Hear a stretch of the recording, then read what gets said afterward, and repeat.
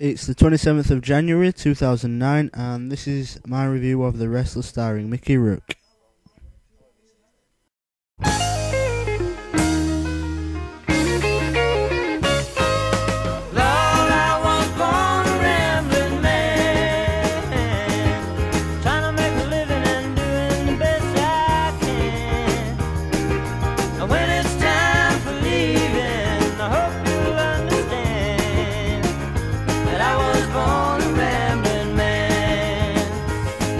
The Wrestler stars Mickey Rourke, in which he plays a wrestler who is pretty much washed up and is suffering from steroid abuse. He's completely shut out with his family, doesn't keep in contact with his daughter anymore. Unfortunately, one day he has a heart attack after really going all out in like an ECW style match. Really does it, and wakes up in hospital the next day. So he can't remember a thing. Anyway, that's pretty much where the story progresses on from. We learn a bit about it. We learn a lot about his life. We follow him. Sometimes you actually think that you're watching more of a documentary than an actual film. And that's what pretty much makes this whole film really unique, that it feels like you're not watching a film, but you're just immersed in the emotion and the whole life of this character that you really feel for, which why, in my opinion, Mickey should win the Oscar for this for the best male actor this year. I know he's been nominated amongst others, but I really enjoyed his performance. You really do feel for the character, which is pretty much... it's not so much an action film. You do have great action scenes throughout the whole film, like during the fights in the wrestling, during the wrestling matches. It's just like so gratuitously violent, and so it brings this whole feeling of that is really getting hurt throughout the film. Another good aspect of The Wrestler is that Mickey is just not a one-man band in this film. He's not the only good actor. On the contrary, every other actor in this film, even the extras, play a really vital role in it and deliver an outstanding performance. I mean, just some of the extras in it who play like the extra wrestlers that he fights in the film, in the arena, deliver a really strong performance. You develop a really likeableness to them, like when they get in the ring, but they completely change the persona, and they go from being Mr. Friendly, oh you're my favourite wrestler, blah blah blah, to being really likable character, to being really vicious and really aggressive, like a pantomime.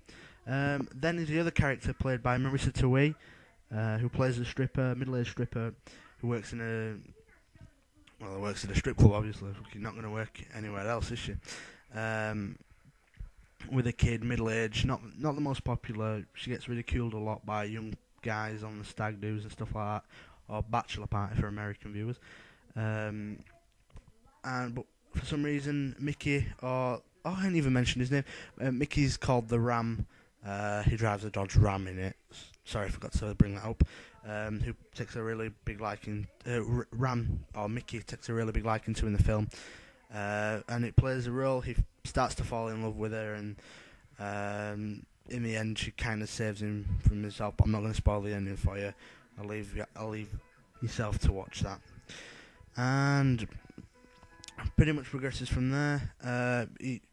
That's all what the film basically is. It's just a relationship film. How because Ram has more or less focused entirely on his career. He's completely shut out all his family. He hasn't got a wife. He hasn't got. He's completely estranged from his daughter. His daughter doesn't want anything to do with him.